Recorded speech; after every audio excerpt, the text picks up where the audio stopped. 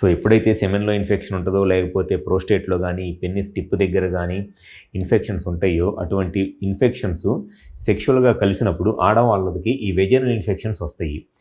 అయితే ఈ vaginal infections వచ్చినప్పుడు ఆడవాళ్ళలో వచ్చే ప్రాబ్లం ఏమిటి అనంటే చాలామంది ఆడవాళ్ళలో ఈ వెజైనల్ ఇన్ఫెక్షన్స్ అనేది జస్ట్ ఈ వెజైనా ఒక్క దాంట్లోనే ఎనిలో ఒక్క దాంట్లోనే ఉండవు. సెక్షువల్గా కలిసినప్పుడు ఈ వెజైనాలో వచ్చిన ఇన్ఫెక్షన్స్ ఈజీగా ఈ గర్భసంచికి స్ప్రెడ్ అయిపోతాయి. ఈ గర్భసంచికి వెజైనా నుంచి ఈజీగా ఈ ఇన్ఫెక్షన్స్ గర్భసంచికి స్ప్రెడ్ అయిపోయి దానివల్ల వాళ్ళకి పెల్విక్ ఇన్ఫ్లమేటరీ డిసీజ్ అంటారు. అంటే గర్భసంచికి ఆ గర్భసంచి పక్కన ఉన్న ఫెలోపియన్ ట్యూబ్స్కి ఇన్ఫెక్షన్ వచ్చేసి దానివల్ల వాళ్ళకి సంతాన సమస్యలు రావడానికి చాలా ఎక్కువ అవకాశం ఉంటుంది.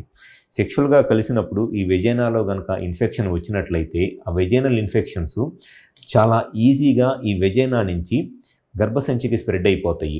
వన్స్ గర్భసంచికి కనుక ఇన్ఫెక్షన్ స్ప్రెడ్ అయిపోయి అది పెల్విక్ ఇన్ఫ్లమేటరీ డిసీజ్గా మారినట్లయితే స్లోగా ఈ ట్యూబ్స్ ఈ ఎగ్స్ వచ్చే ట్యూబ్స్ బ్లాక్ అయిపోతాయి.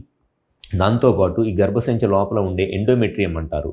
ఈ ఎండోమెట్రియంకి బ్లడ్ సప్లై తగ్గిపోయి వాళ్ళు పిల్లల కోసం ఎంత ట్రై చేస్తున్నా ఈ గర్భసంచిలో ఇన్ఫెక్షన్స్ ఉండటము, ఈ ట్యూబ్స్ బ్లాక్ అయిపోవటము, ఈ ఎండోమెట్రియల్ లైనింగ్ అంతా దెబ్బతినిపోవటం వల్ల ప్రెగ్నెన్సీ రావడానికి చాలా ఇబ్బందులు ఎదుర్కొంటూ ఉంటారు ఆడవాళ్ళు.